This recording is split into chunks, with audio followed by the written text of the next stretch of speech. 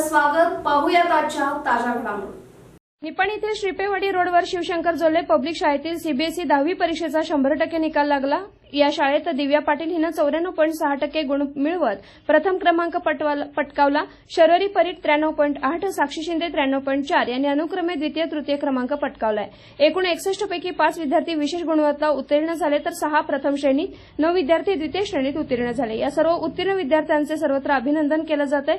यशस्वी सर्व विद्यार्थ्यांचे संस्थेचे संस्थापक खासदार अण्णासाहेब जोल्ले, संस्थेचे अध्यक्ष आमदार शशिकला जोल्ले, ज्योतिप्रसाद जोल्ले, बसवप्रसाद जोल्ले, प्राचार्य उर्मिला चौगुले, लक्ष्मण माळी यांनी अभिनंदन केलं.